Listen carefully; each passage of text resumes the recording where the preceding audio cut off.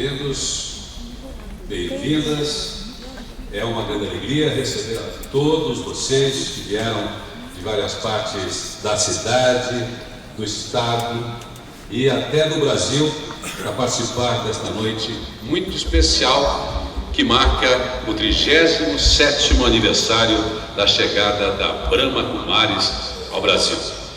Hoje teremos a oportunidade de ouvir o coordenador da Brahma Kumaris para a América do Sul, Ken O'Donnell, que irá conversar conosco sobre um tema muito significativo para os dias de hoje: a calma no caos. Afinal, como podemos reagir de maneira calma, positiva e clara diante dos enormes desafios que estamos vivendo na política, na economia, no trabalho e até mesmo nos relacionamentos pessoais, profissionais e familiares. Nesta palestra, A Calma no Caos, Ken O'Donnell nos traz uma perspectiva otimista para equilibrarmos o mundo exterior com o nosso mundo interior e assim atingirmos um estado de paz e harmonia na mente e na alma. Em nome da organização Brahma Kumaris, agradecemos a presença de vocês neste evento especial em comemoração dos 37 anos da Brahma Kumaris no Brasil, realizado com o apoio da Secretaria de Estado dos Direitos da Pessoa com Deficiência, que nos proporciona este auditório dentro do Memorial da Inclusão. É possível aqui reconhecer vários amigos e alunos que conhecem a Brahma Kumaris e o seu compromisso em promover a cultura de paz. Entretanto, para aqueles que estão vindo pela primeira vez, terei o prazer em apresentar-lhes um pouco da Brahma Kumaris. A Brahma Kumaris é um movimento espiritual mundial dedicado à transformação pessoal e à renovação do mundo. Fundada na Índia em 1937, difundiu-se para mais de 110 países em todos os continentes, tendo um amplo impacto em muitos setores, como uma ONG internacional. O seu verdadeiro compromisso é ajudar as pessoas a transformarem sua perspectiva em relação ao mundo de material para espiritual. Apoia a cultura de uma profunda consciência coletiva de paz e dignidade individual de cada ser. No Brasil, as atividades da BK começaram em 1979, ou seja, há exatos 37 anos que hoje estamos celebrando. A Brahma Kumaris conta com sedes nas principais capitais e em cidades do interior de todo o Brasil. Para abrir oficialmente o nosso evento, eu gostaria de convidar ao palco o senhor Marco Pellegrini, que é coordenador de acessibilidade da Secretaria de Estado dos Direitos da Pessoa com Deficiência, a quem peço uma salva de palmas para receber.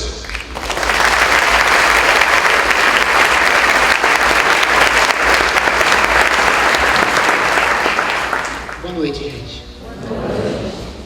Olha, eu quero que vocês sejam muito bem-vindos aqui à Secretaria. Eu trago aqui uma saudação especial da secretária, a doutora Inamara Batistella, que nos franqueou esse espaço com muito gosto, com muito zelo. Não pôde estar aqui nesse momento, mas ela me recomendou que transmitisse essa saudação carinhosa dela para vocês. Eu gostaria de dizer a vocês que estão aqui pela primeira vez, que talvez ainda não conheçam, essa secretaria ela começou em 2008. Ela veio com o objetivo de incluir as pessoas com deficiência nas políticas do Estado com muita qualidade Então, aqui nós não atendemos pessoas com deficiência, nós atendemos as outras pastas, a outros órgãos de governo, prefeituras, cuidamos da legislação, da relação com a Assembleia, com o Congresso, com a Câmara Municipal, nas políticas públicas para pessoas com deficiência. E nesse período a gente tem conseguido avanços bem importantes, como a reabilitação no Simão Touro, que não existia, hoje é uma grande rede, como o desenho universal nas habitações. Então, tudo que é construído e entregue para a moradia, ela hoje oferece condições de acessibilidade. Tem um projeto na praia que recebe as pessoas, as auxilia a entrarem no mar. Nós temos várias ações bem interessantes que vocês vão poder conhecer quando quiserem acessar nosso site ou nos visitar novamente. A Secretaria é formada aqui no seu corpo diretivo por pessoas que vieram no movimento da militância, né, de pessoas com deficiência. É um movimento que a Secretaria, a gente sempre afirma que ele é o resultado de uma luta, o resultado de um grupo de pessoas com deficiência que lutou para trazer essas pessoas da invisibilidade, do abandono total do investimento em políticas públicas, de estar próximo das suas famílias, de poder usufruir do meio aí comum. Lutou para trazer isso para esse estado que a gente vive hoje, que é possível andar de metrô, andar de ônibus, pegar táxi, estar em escola, ter atendimento hospitalar e etc. E isso é uma modificação não só de leis, não só de investimentos do Estado, mas é um investimento, uma modificação pessoal. Eu sempre digo que o ganho que nós tivemos, que o ganho que nós tivemos em transformação social é muito maior e muito mais significativo do que qualquer dinheiro que tenha sido investido nisso. Nós, enquanto sociedade, evoluímos muito significativamente, inclusive comparando a vários outros lugares do mundo em que a gente conhece, tem relação ou visitou. Enquanto pessoas, enquanto seres humanos, eu acho que o brasileiro não deve nada a lugar nenhum do mundo, enquanto em respeito, em atenção, em querer, de fato, que colaborar com o próximo e ajudar o próximo. Eu vejo isso claramente em relação a esse grupo de pessoas com deficiência. É uma transformação que acho que acompanha um pouco do que eu conheço da filosofia de vocês, de uma atitude, de uma transformação interna, de uma compreensão melhor. E acho que esse calma no caos é bem oportuno e importante para todos nós mesmos nesse momento. Sejam muito bem-vindos. Obrigado, gente.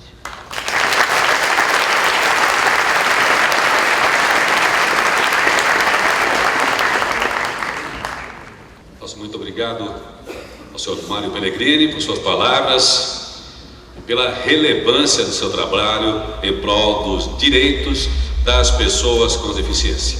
Nossa gratidão também aos intérpretes de Libras. Queremos agradecer ainda aos bombeiros, seguranças, técnicos de som e luz, aos profissionais da limpeza, toda a equipe de voluntários e apoiadores da Brahma Kumaris, que contribuíram com sua dedicação para a realização deste evento maravilhoso. A todos, o nosso muito obrigado e uma salva de palmas a todos vocês que trabalham conosco nesta noite. Começando a nossa noite, a presença de um convidado muito especial.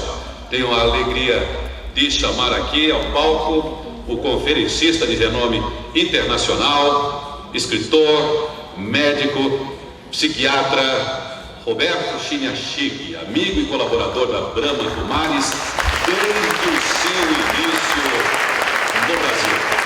Como vocês sabem, Roberto Chiniachigi é autor e mais de 20 livros, entre eles sucessos como A Carícia Essencial, Amar Pode Dar Certo, Os Donos do Futuro e o best-seller O Sucesso é Ser Feliz. Com grande satisfação que passo a palavra para você, Mestre Henrique.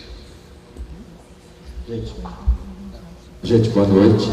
É uma delícia, é uma honra estar podendo compartilhar esse momento, essa data com vocês. 37 anos. 37 anos de luz da Brahma Kumaris no Brasil. Eu estou na Brahma Kumaris há 30 anos. Há 30 anos atrás aconteceu um chamado do meu coração e eu tive a oportunidade de conhecer a Luciana, tive a oportunidade de conhecer o Ken e eu quero compartilhar com vocês como um testemunho. Eu não sei quantos de vocês que estão inseridos no conhecimento da Brahma Kumaris, no trabalho da Brahma Kumaris, mas eu gostaria que vocês soubessem que é um trabalho de muita profundidade, de muita luz. Eu estava conversando com o Ken e o Ken me lembrando de uma conversa que eu tive com a Haddad Janke, acho que antes de 1990. E nessa época a gente fazia um trabalho no Instituto Gente, que é o nosso centro de terapia, e a gente trabalhava com pessoas muito fragilizadas. Tinha uma terapeuta norte-americana que ensinava a tratar esquizofrênicos, e a gente tratava de gente muito fragilizada. E um dia eu cheguei para a gente, o Ken e a Luciana me convidaram para tomar um chá com a Haddad Janke. E aí eu tinha a oportunidade de perguntar e de pedir, eu pedi uma orientação, né? Eu falei assim, Haddad, eu me sinto muito cansado com esse trabalho, muito sugado, muito desenergizado. E aí a Haddad Janke me passou aquela luz que ela tem, e ela falou assim, você não está focando certo, porque você acha que você tem que fazer algo para a sua energia, para o seu trabalho. Mas quem vai fazer o trabalho é o Pai, é o Senhor. Se você simplesmente canalizar, você vai ver que... Aí ela me lembrou disso, que sabe, a gente tem que sair dessa noção de que eu faço. E às vezes as pessoas me perguntam, né? Puxa, Roberto, você tem empresa, você escreve livros, você faz palestras, você faz... Como é que você consegue? A gente consegue quando a gente esquece bastante dessa noção de que eu faço. E quando a gente se coloca como instrumento, a gente é como a flauta que o Pai toca através do nosso vazio. E eu tive em Madhubã agora em novembro, num retiro espiritual chamado Call of Time. Aliás, nós estivemos em Madhubã. E agora eu começo a falar um pouco de A Calma no Caos. E era o aniversário de 100 anos da Haddad. 100 anos. E parece uma adolescente brincando. Bom, a Haddad Janke é líder espiritual da Raja Yoga da Brahma Kumaris. E é um ser de luz que vocês precisam dar um jeito de conhecer quem não conhece. Precisa conhecer. E Madhubã é o centro, que é uma universidade que fica na Índia, no Rajastão. Então a gente vai até, como é o nome da cidade? Ahmedabad. Se vocês tiverem a oportunidade de ir para lá, eu estou dando uma esmola com a carteira dos outros, mas se vocês puderem, vocês vão experimentar um grau de generosidade a um nível indescritível. Vocês vão sentir assim, pessoas que amam, que passam amor, que passam uma energia de luz. As pessoas vão te buscar no aeroporto. No caso, eu fui com meu filho Arthur, nós chegamos acho que 3h30 da madrugada, tinha uma pessoa esperando, essa pessoa acompanhou a gente, o pessoal acordou para receber a gente, fez chá, fez comida, deixou a gente dormindo, depois arrumou as coisas para a gente, levou a gente para Ahmedabad. Gente, para Madhubã, vocês não podem deixar de conhecer a Haddad Janke. Se você fala assim, eu gosto do Roberto Chiniachi, que eu acho ele um cara interessante, precisa conhecer a Daddy Yankee. A gente foi na festa de 100 anos da Daddy Yankee, vai logo lá. Tem que ir logo. Agora, gente, tem que dar um jeito de ir para Matubã. Sabe assim, tem que dar um jeito. As pessoas ficam assim, ai, quando eu for para Disney, quando eu vier até o Revel, vai para Matubã. Tem que ir para Matubã. É uma experiência muito especial. Agora, eu quero compartilhar um ponto que vocês que estão na Rádio Yoga já escutaram isso, eu só vou repetir, eu já tinha escutado há 30 anos, mas para mim foi muito legal lembrar de uma história. Nós não somos um corpo que temos uma alma, nós somos uma alma que tem um corpo. Por que a gente vive esse caos, essa bagunça que a gente vive? Porque a gente fica muito ligado ao tal do corpo. E quando a gente fica ligado no corpo, fica essas voracidades, essas necessidades de eu, que causa essa bagunça toda.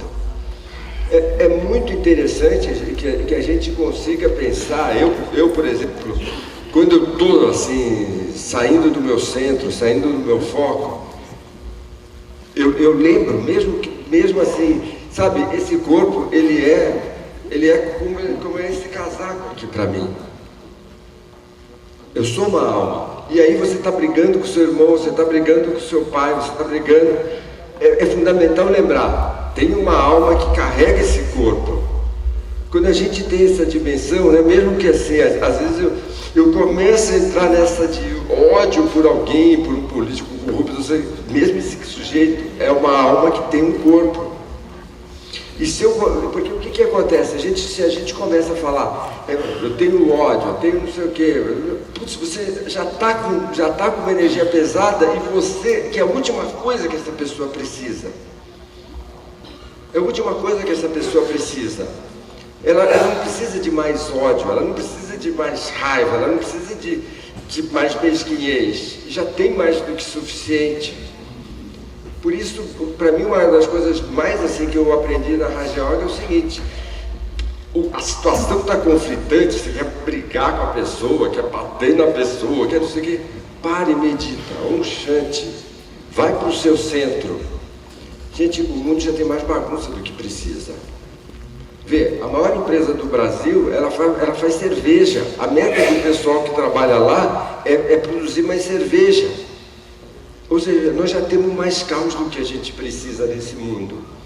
Então, é só a gente lembrar. E a outra coisa que eu gostaria de falar para terminar e passar a palavra para o palestrante principal de hoje à noite, que é o Ken, é lembrar você o seguinte: gente, não tem escapatória o sistema de vida que a gente vive. Ele não tem final. Ele não tem... Vê, acho que vocês sabem, eu sou mentor de gente que tem bilhão. E quando você vê esses trilhardários, eles são tão miseráveis quanto aquela pessoa que não tem dinheiro para comprar o jantar. Por isso que eles fazem as loucuras que eles fazem, porque não sacia. Isso que a gente vive não sacia. Só fica prometendo. Então assim, quando eu tiver um carro novo, quando eu tiver um carro, eu vou ser feliz. Não tem, aí você tem um carro. Assim, quando eu tiver um carro novo, eu vou ser feliz. Não é feliz, você continua tão miserável quanto era quando não tinha um carro. Aí você tem um carro, aí você fala, não, eu preciso ter um carro importado. Aí você vai ter um carro importado. Esse sistema que dessa sociedade que a gente vive, ele não tem escapatória. Só quando você para o filme e fala, o que eu estou vivendo? Eu escutei uma vez uma história na Índia e essa história para mim tem muita lógica. Às vezes eu vejo as pessoas lutando, eu mesmo lutando, né? Meu livro saiu da lista dos mais vendidos, precisa pôr de novo, não sei o quê, e às vezes a gente se sente atacado pelos outros, traído pelos outros, né? E eu lembro de uma história, né, de um político, o sujeito era político lá na Índia, e ele procurou um mestre. E aí ele falou, puxa, eu sou governador, todo mundo me trai, o pessoal do meu partido me trai, o pessoal do outro partido me trai. E aí o mestre contou uma história, né? Ele falou assim, olha, tinha um pássaro tinha um pássaro, e esse pássaro viu um ratinho morto. O pássaro foi lá e pegou o ratinho morto e saiu voando. Quando os outros viram que ele tinha um ratinho morto lá, todo mundo começou a picar. E o que ele fazia? Ele procurava segurar o ratinho morto e se defender do jeito que dava. Até que uma hora ele teve uma picada tão forte que ele largou o ratinho morto. E aí um outro foi lá e pegou o rato morto. E aí ele viu que todo mundo começou a picar quem estava com o rato morto. Aí o mestre falou, larga o rato morto. Muito desse sofrimento que a gente vive nesse caos é porque a gente pega um rato morto, ou seja, algo que não vai alimentar a alma da gente, a gente segura, aí o outro quer tirar o rato morto, a gente, não, eu quero continuar miserável, eu quero continuar angustiado, eu quero continuar tenso, estressado. E o filme não tem fim, gente. Não tem fim, porque não é o que a gente tem que define a quantidade de paz. É a quantidade de consciência e quantidade de paz que a gente tem dentro da gente. Obrigado.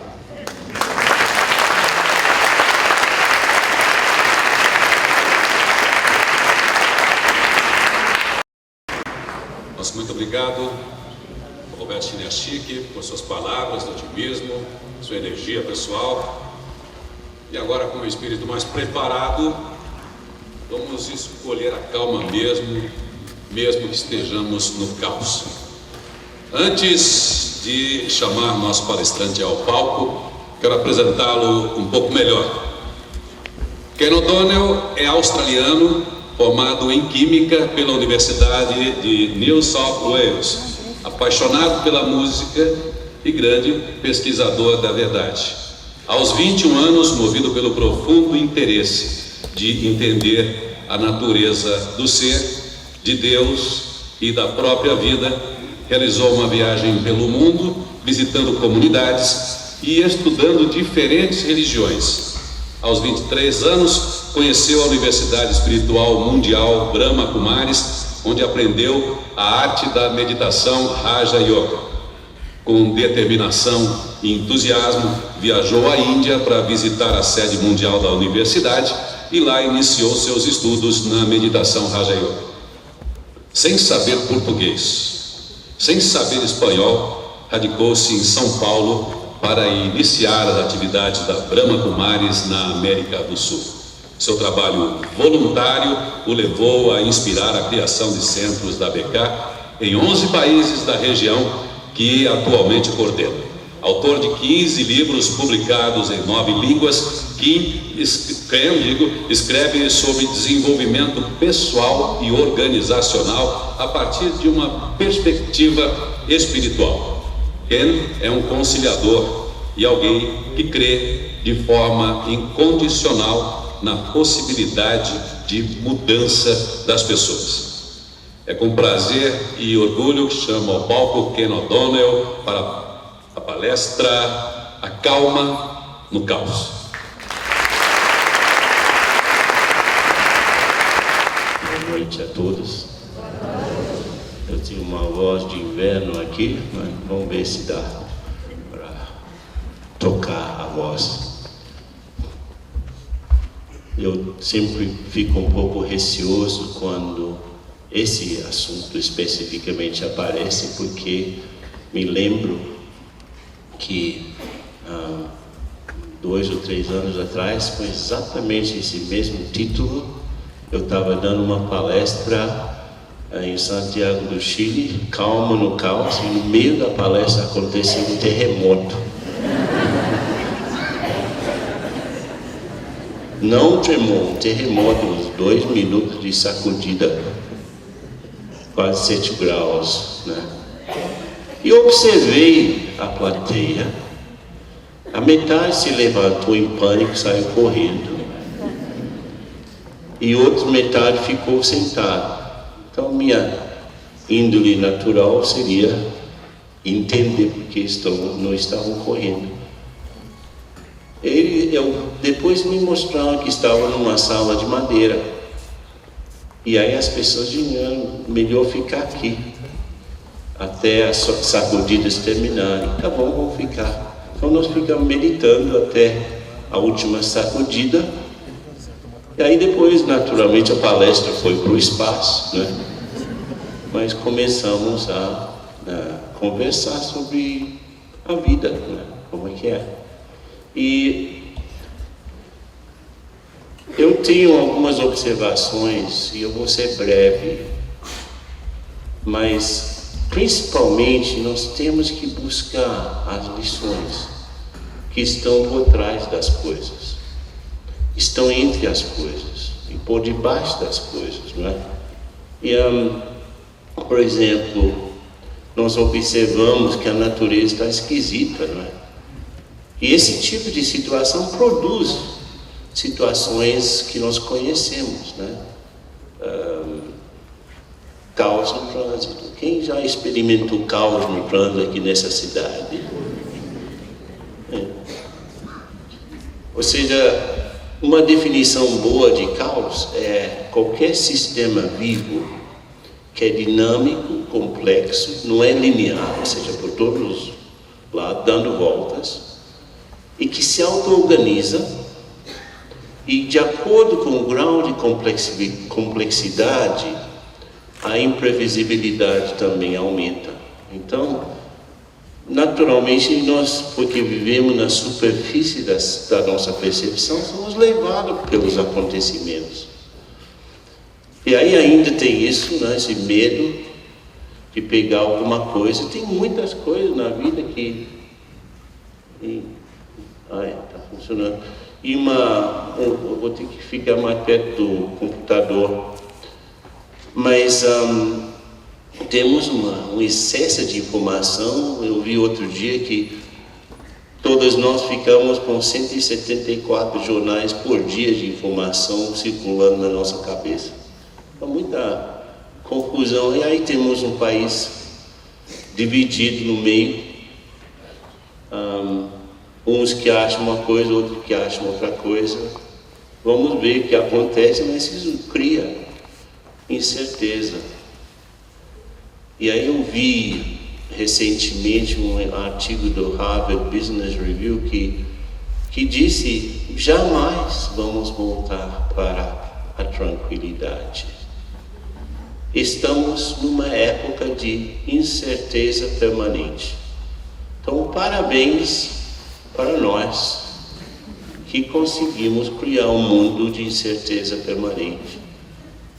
E é óbvio que nessa incerteza eu não posso controlar muitas coisas, mas eu posso até ficar mais enrolado, né? E ter, por exemplo, essa experiência de exaustão total. Não sei, quem aqui já se sentiu mais ou menos assim com essa moça? Então você trabalha que nem um hamster naquele rodinho, né? Correndo, no fim do dia cai na cama e no dia seguinte alguém tem que aparecer com espátula para tirar você de lá, para você levantar de novo, correr. Aí, depois de 40 anos desse tipo de corrida, você pifa, não é? Mas dá para sair do rolo. Dá para sair. Mas eu preciso fazer uma coisa. Eu vi um estudo recente, interessante, que eles cultivaram e pegaram um grupo de pessoas e tocaram uma música muito linda, muito relaxante. Depois eles foram agregando a música seguia tocando, né? E depois agregavam cenas horrorosas, situações, gritos, barulheira, etc. e tal. E 99% das pessoas esqueceram a música de fundo, né? Mas eu sempre acho que por trás, por mais difícil que seja uma situação, tem algum fundo ali que eu preciso interagir com ele. As coisas as verdades são muito profundas e nem sequer tem palavras, inclusive. As coisas são. Então, um monge zen fez 5 anos meditando numa caverna, olhando para a parede. E quando ele levou 5 anos, né, silêncio, e voltou para o mosteiro, os outros monges, o que foi? Como foi a experiência? Ele diz: eu aprendi que narizes são verticais e sobrancelhas são horizontais. E quando tentamos, mas é só esses 5 anos para chegar a essa conclusão, tentaram obrigá-lo a dar outra resposta, ele simplesmente fez assim.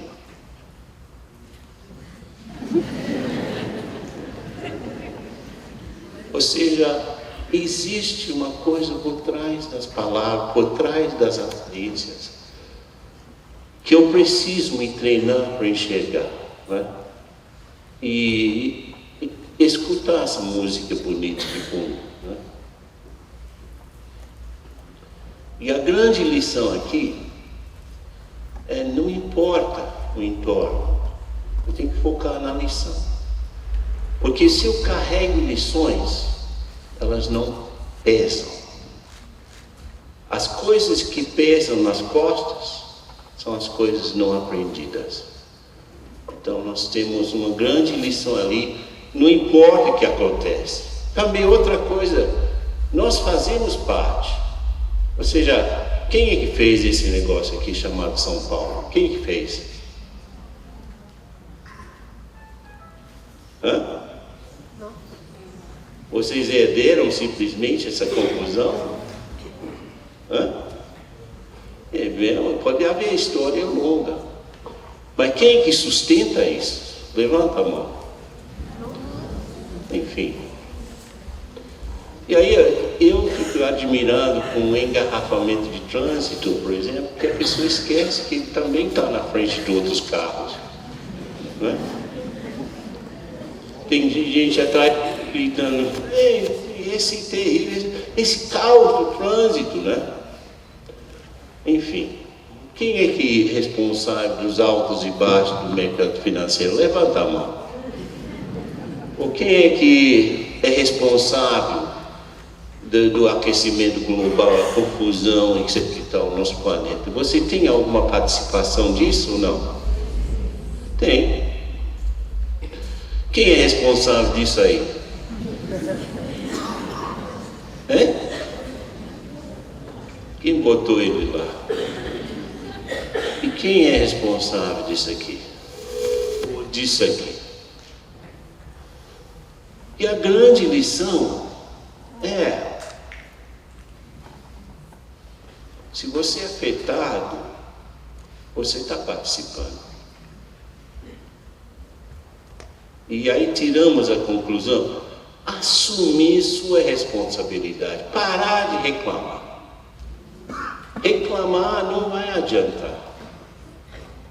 Ficar indignado e sem fazer nada, sem fazer alguma ação positiva, não adianta. Você faz parte do problema, parte da solução, né? E aí a terceira coisa: não tente controlar o caos. Nós temos 3 coisas: eu, outros e eventos. Dos 3, quais deles eu controlo? Eu, outros, eventos. 4. Eu. E nem isso. Quem é que já tentou se controlar e não conseguiu? Não é fácil. Mas pelo menos, e a ilusão de você achar que pode controlar alguém mais, apesar de querer, não adianta. E controlar eventos é igual uma pessoa na frente do mar dizendo para as ondas: olha, ondas, não gosto de ondas desse jeito, eu gosto de ondas desse jeito. Olha aqui, ó. Olha como é. Se você coloca, por exemplo, o semáforo ali, o que vai acontecer? Vai ter caos mesmo.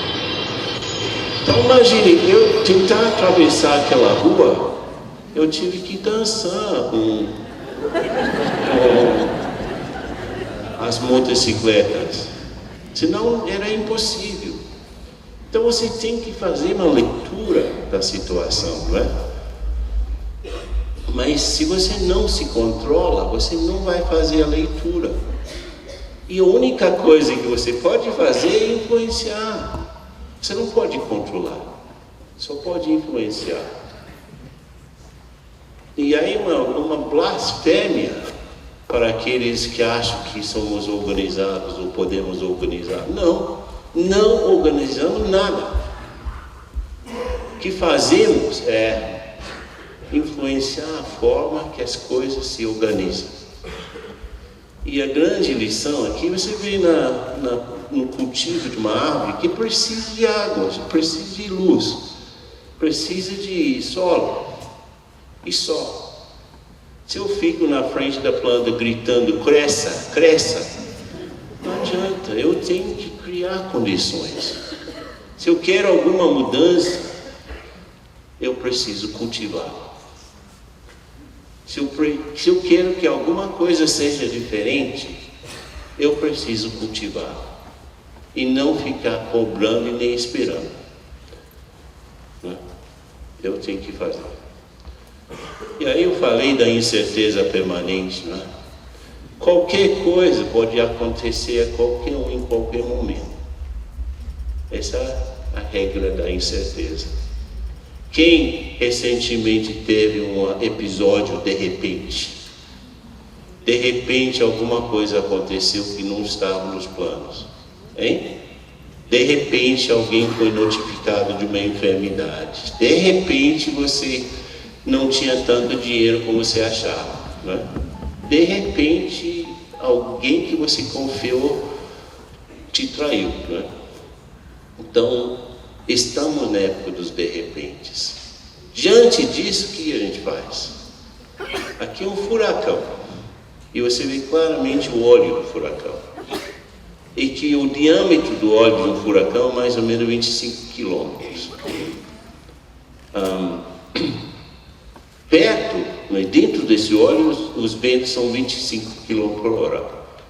Mas perto do anel, os ventos podem estar a 300 km por hora. Logo, um lugar bom de você estar num furacão, onde é? Então você tem, em todas as situações, você pode ser vítima. Você pode cantar aquela música que ninguém ama você. Como é que é?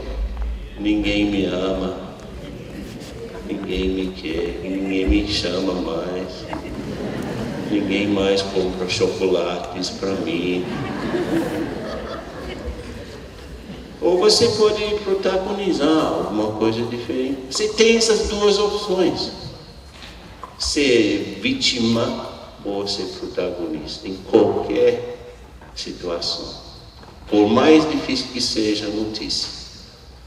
Então, nós somos, eu vi essa reportagem, cientistas de Stanford, que já provou que, na verdade, nossas mentes afetam o nosso código genético, e não o contrário que a gente achava.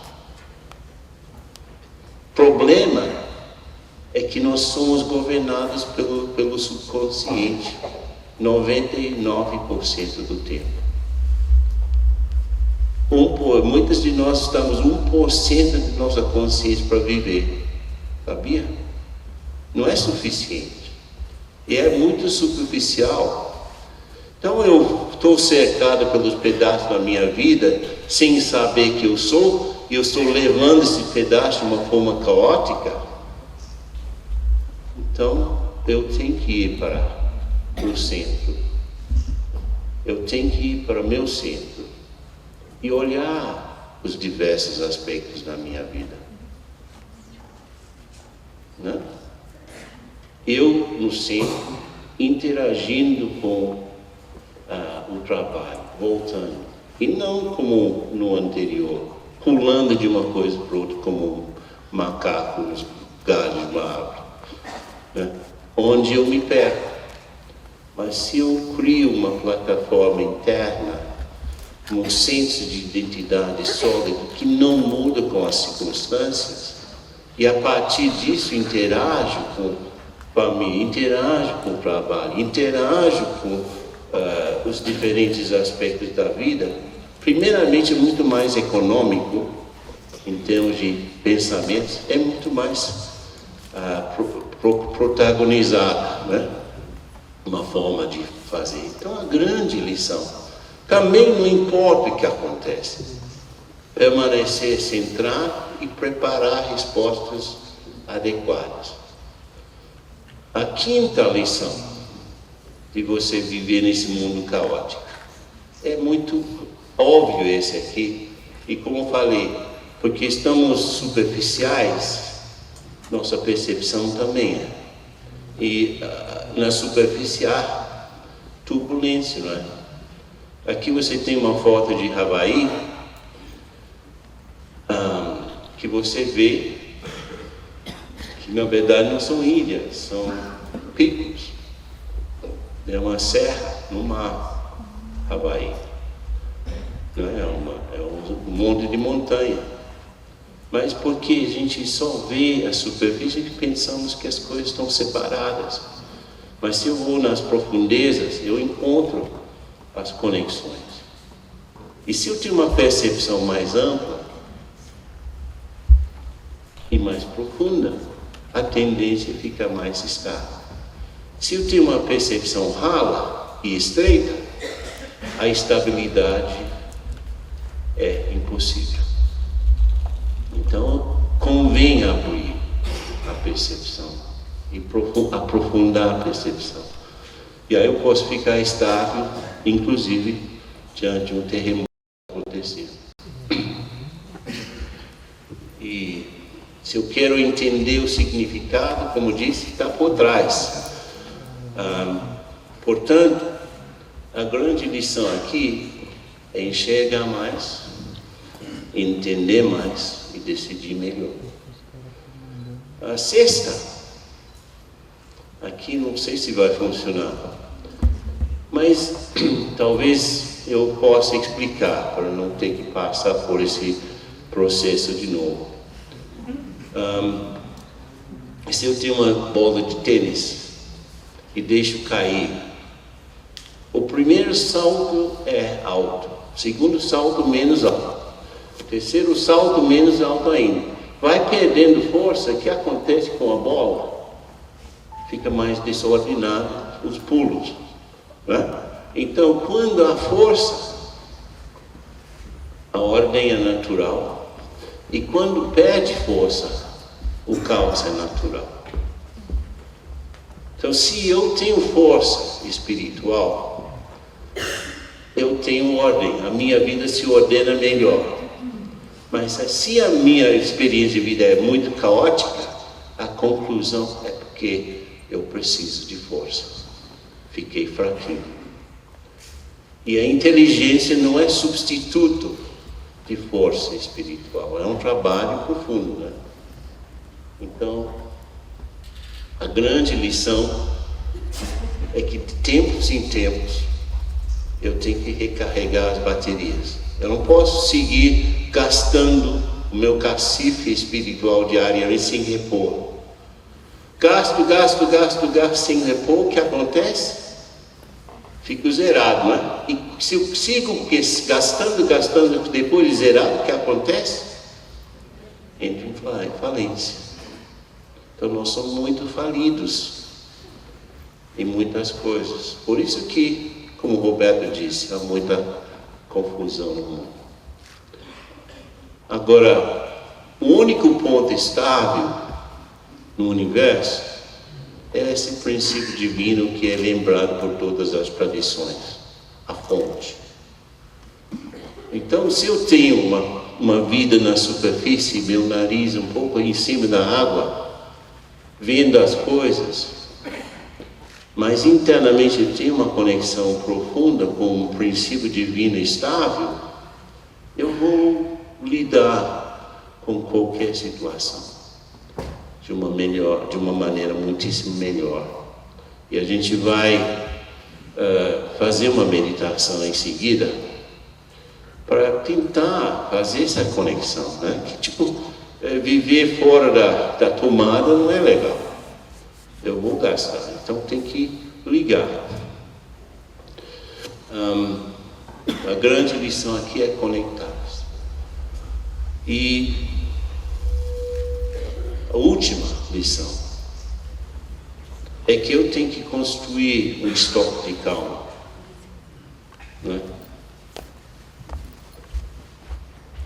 Eu não posso, na hora H, quando a coisa está despedaçando, quando o problema já está acontecendo, quando de repente está acontecendo, não é naquela hora que eu vou conseguir juntar calma suficiente para enfrentar aquilo. Eu teria de ter feito um trabalho anterior. Então é uma espécie de cacife de calma. Então eu vou ganhando, vou juntando, e acontece uma situação X, eu tiro do bolso, tenho mais que a situação está pedindo, tá bom, vamos lá. Agora, se eu olho no bolso não tenho nada, com que eu vou pagar em termos de calma? Por isso que as pessoas andam com um pavio curto. O problema não é o pavio. Você pode ter um pavio de 10 metros, mas o problema é a explosividade da bombinha. Mesmo tendo pavio de 10 metros, uma questão de tempo. E se você tem um pavio de meio centímetro, mas não tem explosividade, não explode.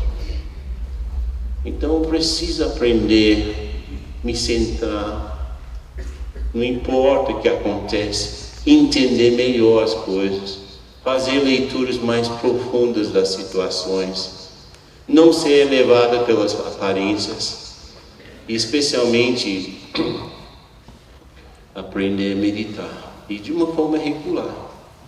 Alguma injeção no período de 24 horas é uma boa, né?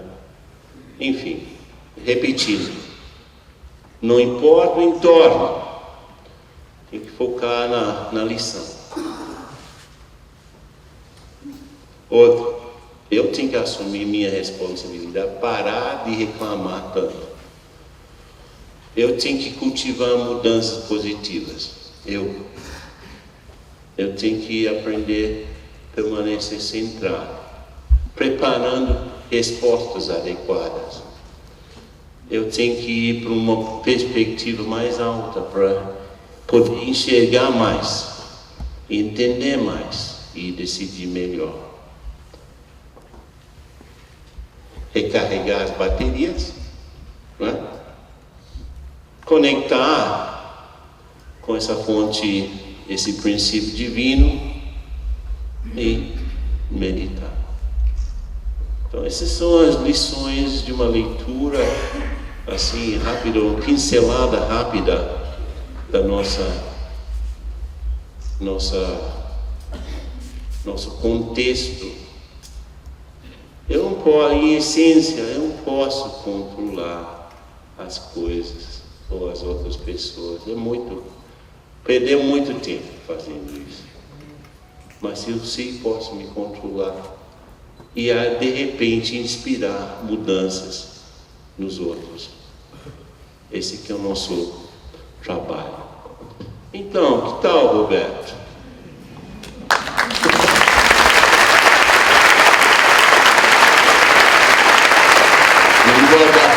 Aqui.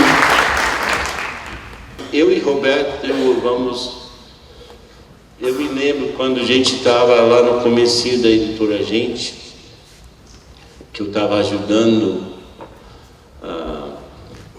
trabalhando lá, de fato, ajudando a criar a estrutura, e eu sempre admirei sua forma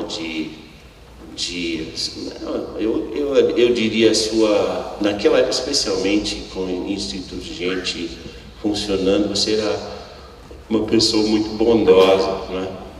E que é, na sua opinião, se você é uma pessoa basicamente bondosa, você sofre mais ou sofre menos com as confusões? Poxa vida, hein?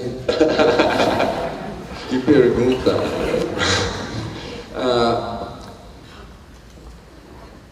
Eu bate-papo papo, né? Depois ele vai devolver uma pergunta difícil para mim, vai. Mas é interessante isso que o Ken está falando, né? Se a gente é bondoso, a gente sofre mais ou a gente sofre menos. E eu vou responder falando sobre filhos. Eu tenho 5 filhos. E se você perguntar para mim assim, no final da sua vida, qual que é o parâmetro de você ter sido bem-sucedido ou não? Para mim, ser bem-sucedido for ter criado filhos em paz, filhos com missão, filhos com propósito de vida. E eu sou muito feliz com os meus filhos. E às vezes as pessoas falam assim, qual que é o segredo, né, de criar filhos legais? É da gente entender que um filho quando a gente chega um filho para a gente, é uma plantinha rasgando a terra. Essa plantinha pode ser uma roseira, pode ser uma bananeira, pode ser um pessegueiro. E a gente precisa ajudar o filho da gente a entender o mais rapidamente possível se ele é um pessegueiro, se é uma roseira, o que ele é. E aí a gente, como pai, ajudá-lo a se realizar. Lógico, teve um período da minha vida que eu queria ser mais alto, outro período que eu queria ter os olhos verdes, mas quando a gente vai adquirindo sabedoria, a gente vai descobrindo que a gente é desse jeito. Então, respondendo,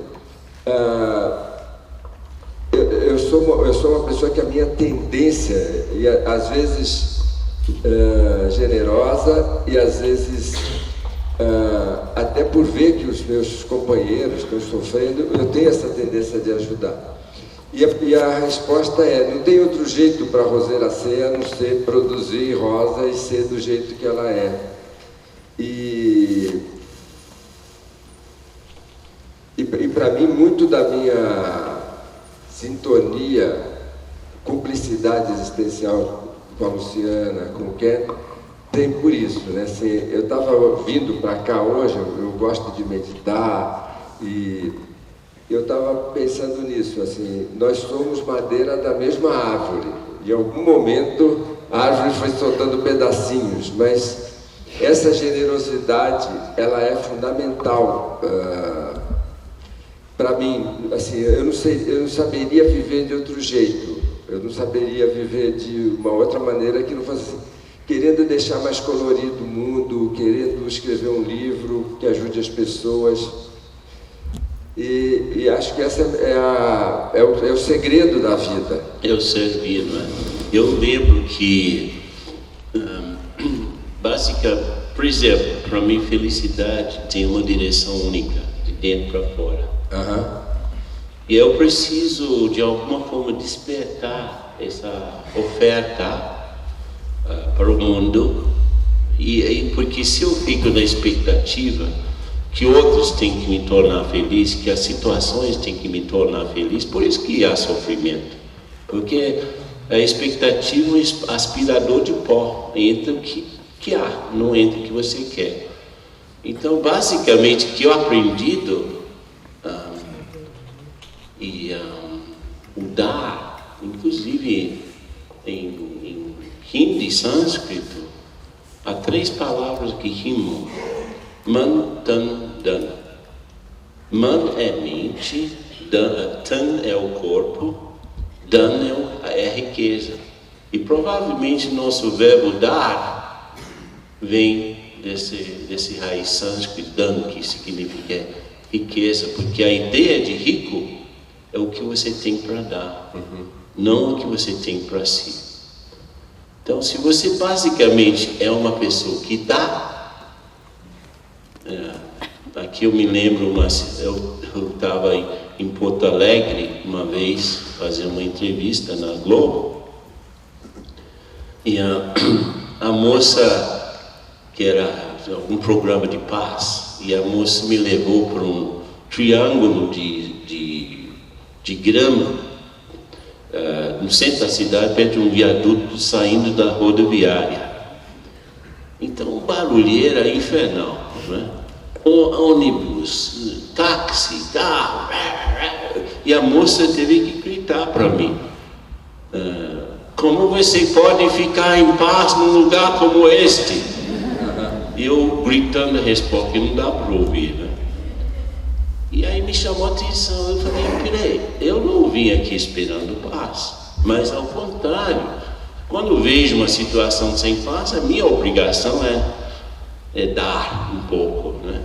Então, quando você está dando, você não vai receber o contrário daquilo que você está dando. Então, essa é uma grande dica para viver com o caos. Você tem alguma outra grande dica para viver no caos?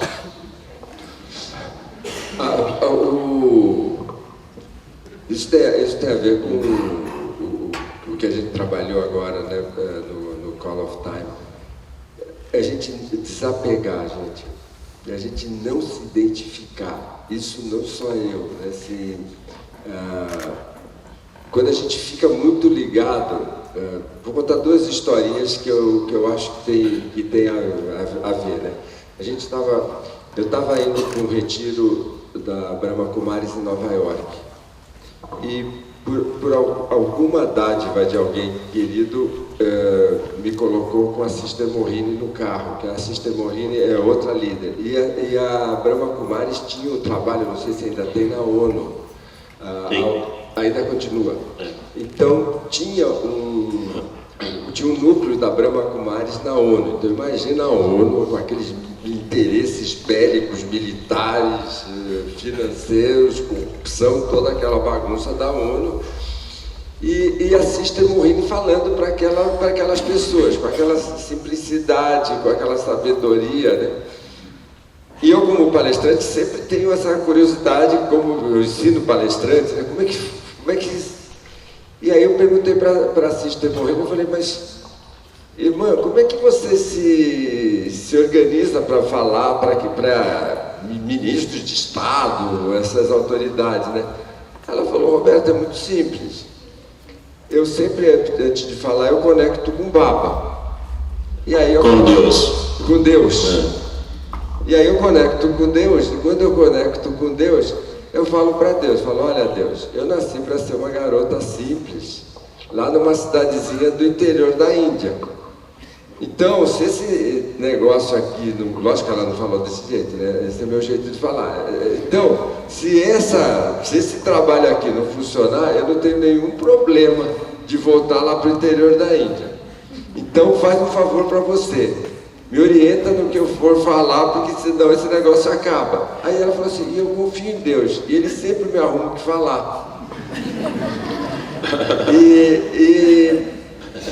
E essa conversa, como que ele falou, quando a gente se conheceu, eu tinha acabado de lançar o meu primeiro livro, chamado A Carícia Essencial, o que era a Sagrada Editora Gente? Era a recepcionista, chamada Márcia, que pedia para editar os livros numa gráfica chamada Parma e colocava para vender. Isso que era Editora Gente.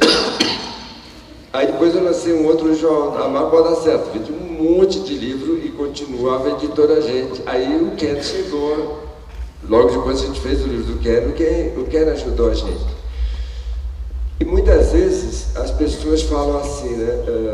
Quando eu vou escrever um livro, eu faço meditação e eu faço oração. E a minha oração é assim, Senhor, me ajuda a escrever um livro que ajude as pessoas a realizar seus objetivos. Então, eu sempre rezo, sempre oro e sempre medito antes de escrever. E aí o livro fica legal, ou não fica legal. Quando fica legal, eu falo assim, o pessoal está falando, pô, você é um grande escritor, você é um grande escritor. Quem fala que você é um grande escritor, seu livro é legal, deve observar que eu fico com o gosto meu, porque eu falo assim, ele escreveu, então ele merece os aplausos. Mas quando a revista Veja diz que meus livros são uma porcaria, eu também fico em paz, porque não fui eu que escrevi, foi ele que escreveu. Então, sabe assim, eu às vezes leio aquela crítica assim bem pesada, e eu olho pro pai, né? Eu falo assim, pô, pegaram no seu pé. Agora, não tem jeito, esse jeito que as pessoas querem assim, quando alguém me elogia, o filho é meu. Quando alguém dá errado, o filho é da minha mulher. Não pode. Não pode, assim. Então, assim, às vezes parece até pouco caso com os meus livros, mas sabe, eu vou rezar sempre, eu vou meditar sempre antes de escrever. Então, é problema seu, sabe assim, eu não preciso disso para viver. Agora o mundo precisa que eu escreva, então escreve aí. Quanto menos a gente se identificar com o sucesso e com o fracasso, menos a gente se desespera, gente, menos a gente fica cansado. A Sister Maureen voltaria lá para a cidade dela. Lógico, ela não voltou, cresceu muito. Daqui a pouco eu quero saber, Kelly, como é que você vê, né, quando eu comecei dentro da Rádio Yoga, era a Luciana, era você, era uma coisinha assim minúscula, né? Hoje tem curso em todo lugar, não só do Brasil, do mundo. A gente chega lá, gente, assim, eu não reconheci, eu fui para lá, eu fui porque antigamente a universidade era num lugar, agora foi para um outro lugar que é imenso, nossa, mas gente, mas por imenso isso. E então, assim, para mim é procurar não se identificar, assim, não é meu livro. Então, se falar bem, isso, legal, se falar mal também, legal. E como é que é, Ken, assim? Tem esse desapego, acho que aí a gente pode ir, inclusive, agora para experimentar uma meditação, porque é o desapego que é o ponto de partida.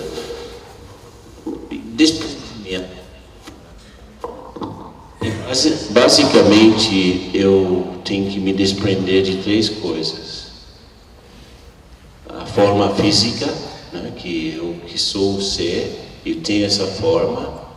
Assim, ao ter essa relação diferente com os sentidos, automaticamente redefino minha relação com os objetos deles. Eu tenho que aprender, assim, desapegar-se dos meus papéis, porque eu não sou os papéis, eu sou o ator. Eu sou ator e tenho papéis. Eu sou alma, tenho um corpo. Sou ator, tenho papéis de pai ou de mãe. E aí eu posso administrar melhor os papéis sem me apropriar, porque as duas palavras mais complicadas da nossa vida são eu e meu. O eu mal identificado e o meu assim, limitante. E a terceira coisa, que é mais complicada ainda, tem a ver com síndrome de Gabriela, que eu nasci assim, eu cresci assim, que aconteceu isso, aconteceu aquilo, que eu vou ser sempre assim. Não é? Eu não sou minha história. Eu sou protagonista dela. Então não sou um currículo com pernas. E aí a meditação me cria uma identidade independente das coisas, das pessoas, onde que eu posso ser o que eu realmente sou, um ser de paz. E agora, muito obrigado pelo papo.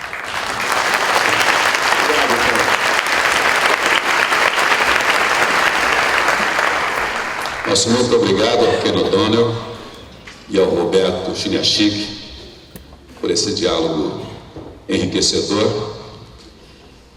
Conselhos para nos ajudar a manter a calma nesses momentos difíceis que todos nós vivemos no dia a dia.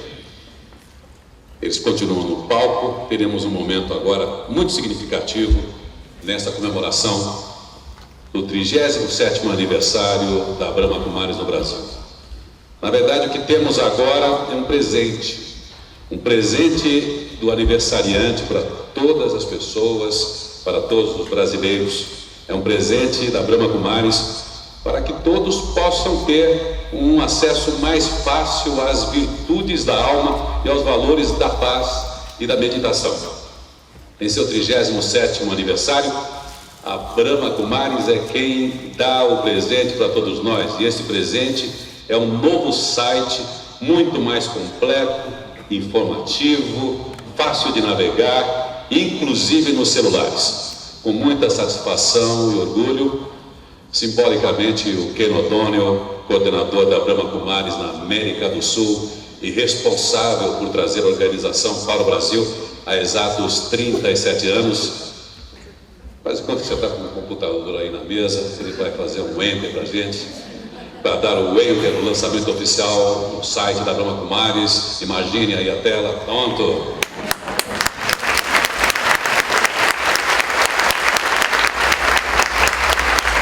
Para facilitar o acesso de milhões de pessoas às mensagens positivas sobre as virtudes e poderes da alma e ajudar a todos a experimentarem os benefícios da meditação Raja Yoga, o novo site, logo na sua página inicial, traz um convite para você participar de um retiro na sede de campo em Serra Negra. Vocês viram que beleza? Nesse site você ainda pode experimentar a meditação, inscrever-se para receber mensagens diárias, participar de palestras online e fazer download de conteúdos que vão ajudá-lo na busca de sua transformação pessoal e espiritual. Destaque para a livraria virtual e toda a programação de cursos e eventos da Brahma Kumaris em todo o Brasil. E mais, lá você também pode baixar, isso é muito importante, o aplicativo Medita BK. Você vai poder baixar no seu celular o aplicativo Medita BK. Você terá acesso a mensagens positivas, bem como a programação de atividades da BK a qualquer hora, em qualquer lugar. O app também pode ser baixado diretamente através da Play Store da Google. O novo site da Brahma Kumaris visa contribuir positivamente para um mundo sem violência, mais tolerante, com a prática da paciência e do amor entre todos os humanos, e em especial aos brasileiros de todos os cantos do país. Toda a comunidade da Brahma Kumaris está feliz e orgulhosa em poder proporcionar a todos este novo site mais completo, mais fácil de navegar e mais informativo. Salva de palmas, né? Mais essa contribuição.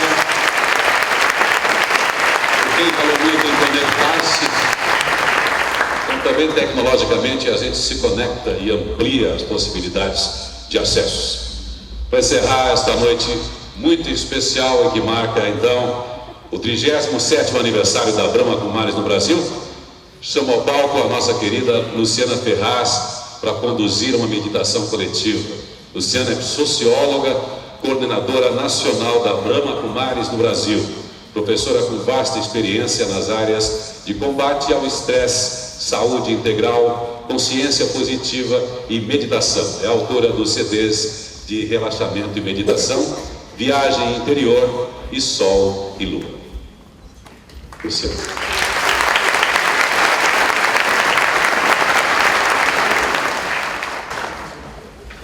Agradecer ao nosso querido Irineu Toledo, amigo de tanto tempo da Brahma Kumaris, por ser o nosso mestre de cerimônia dessa noite. Ele apresentou todo mundo, mas ele não se identificou. Nosso querido Roberto, não é? É maravilhoso ver que uma vida onde nós crescemos, alcançamos sucesso juntos, e mais do que isso, um sucesso que é verdadeiro, porque ele não é nascido a partir da arrogância, como você dizia.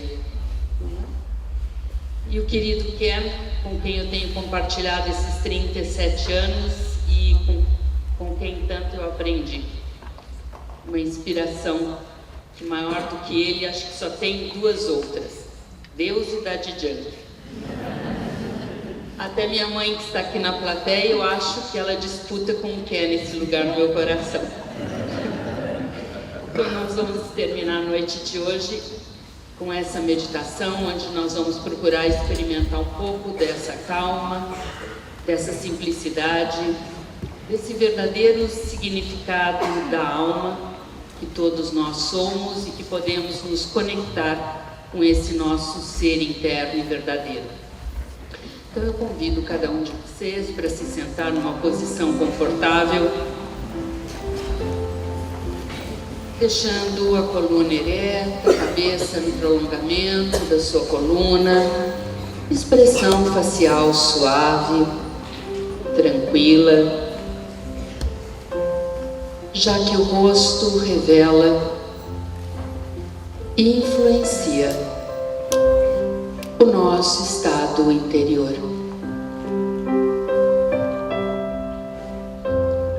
Respire profundamente. Procure sentir esse ritmo, essa cadência que vai ajudando a criar ordem,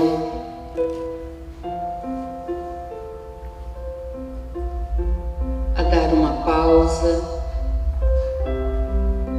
na nossa mente, respirando lenta, vagarosamente, para entrar nessa sintonia de maior paz, maior leveza,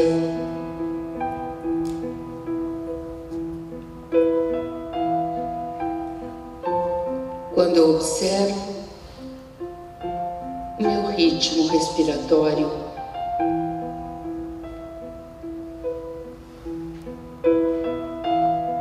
eu consigo concentrar-me, porque eu vou reduzindo o movimento interno.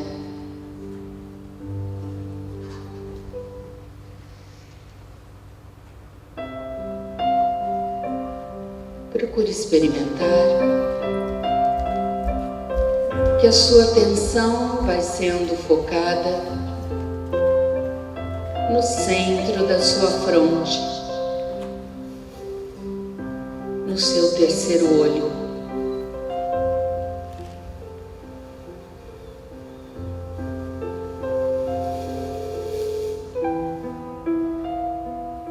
Que é o olho do entendimento, o olho da sabedoria, o olho interno, que nos ajuda a permanecer estáveis, como dentro do olho dos furacões da vida.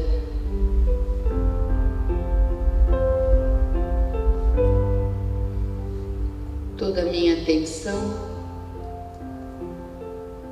todo o meu fluxo interno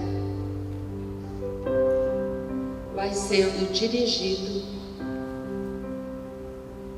para esse ponto de luz, esse centro de energia viva, a alma que eu sou.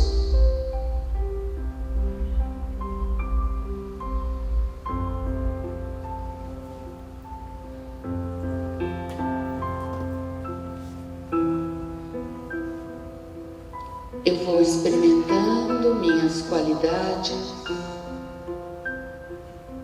originais, de que eu sou um ser de paz, um ser de amor, um ser contente.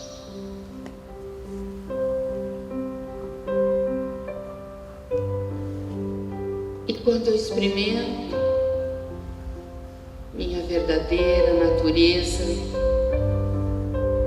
de paz, amor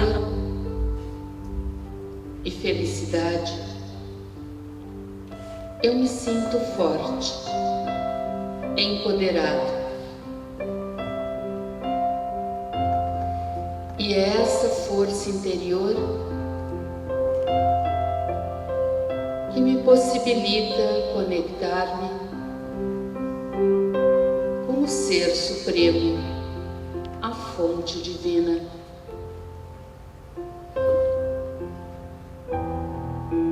Eu me sinto diante de um sol espiritual,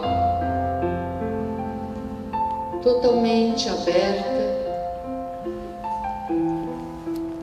me recarregando com os raios de seu conhecimento, seu amor puro e sua misericórdia.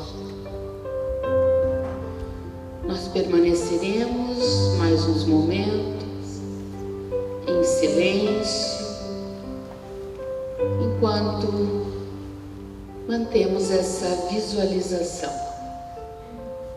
Eu, um ponto de luz no centro da minha fronte, me recarregando com os raios de luz completamente pura do sol divino, o sol maior.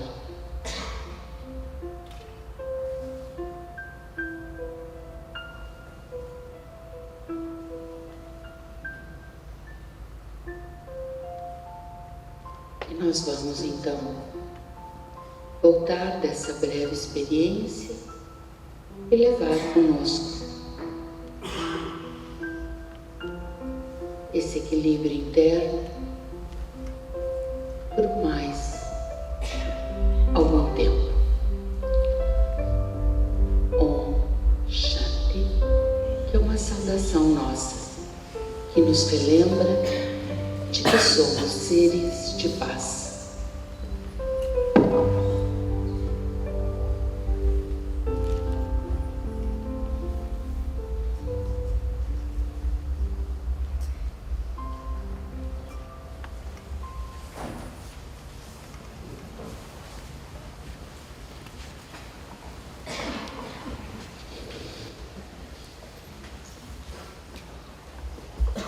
Bem, chegamos ao fim dessa noite tão iluminada. Esperamos que vocês tenham aproveitado e se inspirado a manter calma no caos. Na saída deste teatro, no foyer, vocês vão encontrar livros e CDs de autoria de O'Donnell e Luciana Ferraz, além de folhetos sobre a programação de cursos e ações da Brahma Kumaris.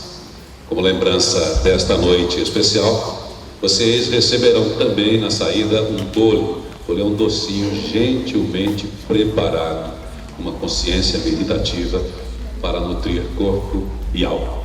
Agradecemos mais uma vez a presença de todos, a equipe do Memorial da Inclusão, o Roberto Chiniachik e todos os amigos e voluntários da Brahma Kumaris.